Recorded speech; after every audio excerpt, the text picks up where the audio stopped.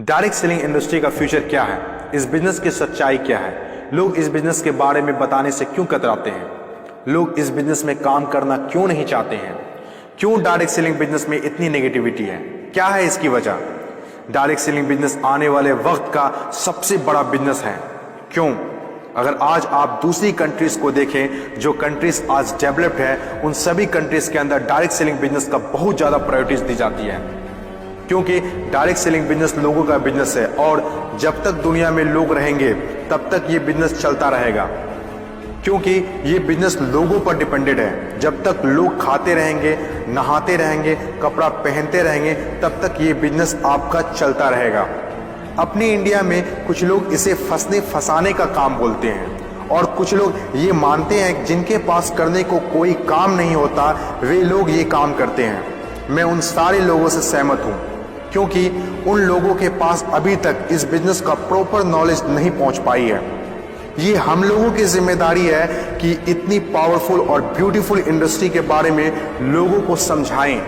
दुनिया में कुछ ऐसे भी काम होते हैं जो लोगों को आसानी से समझ में नहीं आते हैं। एक छोटा सा एग्जांपल देता हूं। हम लोग दिन भर फेसबुक, व्हाट्सएप और यूट्यूब कितना यूज करते हैं और इसके लिए आपसे एक भी पैसा नहीं लिया जाता है। तो जरा सोचिए उनकी कमाई कैसे होती होगी, जबकि फेसबुक दुनिया के टॉप 10 बिजनेस में आता है कमाई के मामले में। कुछ लोग सोचते हैं अगर फेसबुक जब हमसे पैसा नहीं लेता है तो कमाता कैसे होगा। कुछ लोग सोचते हैं पता नहीं कमाता भी होगा कि नहीं। कुछ लोग कहते हैं जो डाटा हम लोग यूज करते हैं उससे कमाता है। डाटा का पैसा सिम वाले को जाता है, जिसका सिम हम लोग यूज करते हैं, चाहे वो एयरटेल हो या जियो हो। ना तो जानते हैं और ना ही जानना चाहते हैं कि कमाई आखिर कैसे होती है। दोस्तों, सबसे पहले आपके लिए ये जानना जरूरी है कि कोई भी इंडस्ट्री कैसे चलती है और कैसे बनती है। किसी भी नई इंडस्ट्री को चलने के लिए 4 फेज से गुजरना होता है। पहला जो फेज होता है वो होता है नेगेटिव फेज, और आज direct selling industry negative phase में है। ये फेज हर नई इंडस्ट्री को झेलना ही पड़ता है। जब भी मार्केट में नया बिजनेस आता है तो लोग पहले उसे ठीक से समझ नहीं पाते हैं और अनदेखा कर देते हैं, जैसे बैंकिंग सेक्टर के साथ हुआ, इंश्योरेंस सेक्टर के साथ हुआ, टेलीकॉम इंडस्ट्री के साथ हुआ। पहले ना तो लोग बैंक में पैसा जमा करते थे और ना ही इंश्योरेंस लेते थे, क्योंकि इंडस्ट्री नई थी, लोग डरते थे, किसी पर भरोसा नहीं था। लेकिन आज देखिए, यही इंडस्ट्री है जिसके बिना किसी राज्यों की कल्पना करना असंभव है। जब नई नई प्लास्टिक इंडस्ट्री स्टार्ट हुआ तो 95% लोगों ने इनकार कर दिया, ये कहकर कि यह पॉसिबल नहीं है। लेकिन उस वक्त भी 5% लोगों को विश्वास था और आज वही 5% लोग दुनिया में आगे हैं। आज हर चीज प्लास्टिक का है, जग हो या बाल्टी, कुर्सी हो या टेबल, खिलौना हो या फ्रेम, यहाँ तक कि डोर भी अब प्लास्टिक के हैं, जो आज से 20 साल पहले किसी ने सोचा भी नहीं था। आज direct selling business negative phase में है, इसीलिए इतनी सारी नेगेटिविटी है। और जब ये पॉजिटिव फेज की तरफ बढ़ता जा रहा है, नेगेटिव फेज में होने के बावजूद भी इस इंडस्ट्री ने कई लोगों की जिंदगियां बदल दी। दूसरा जो किसी भी इंडस्ट्री को फेस करना होता है वो दूसरा फेज होता है पॉजिटिव फेज। ये वो टाइम होता है जब लोगों का इंडस्ट्री के ऊपर ट्रस्ट बढ़ने लगता है, क्योंकि वे आसपास में रिजल्ट देख रहे होते हैं। और जो लोग उस वक्त डायरेक्ट सेलिंग बिजनेस में दिलचस्पी नहीं दिखा रहे होते हैं, अनदेखा कर रहे होते हैं, वे रिजल्ट देखने के बाद दिलचस्पी लेने लगते हैं और आपका काफिला और बढ़ने लगता है, रिजल्ट और बढ़ने लगता है, दिलचस्पी और भी लोगों में बढ़ने लगती है, जैसे बैंकिंग इंडस्ट्री और इंश्योरेंस इंडस्ट्री के साथ हुआ था। बैंकिंग इंडस्ट्री का वैल्यू तब पता चला होगा लोगों को जब किसी का पैसा घर में सुरक्षित नहीं रहा होगा। इंश्योरेंस के वैल्यू तब लोगों को पता चला होगा जब किसी के एक्सीडेंट होने के बाद उसके घर वाले को पैसा मिला होगा। तीसरी जो किसी भी इंडस्ट्री का फेज होता है वो होता है ग्रोथ फेज।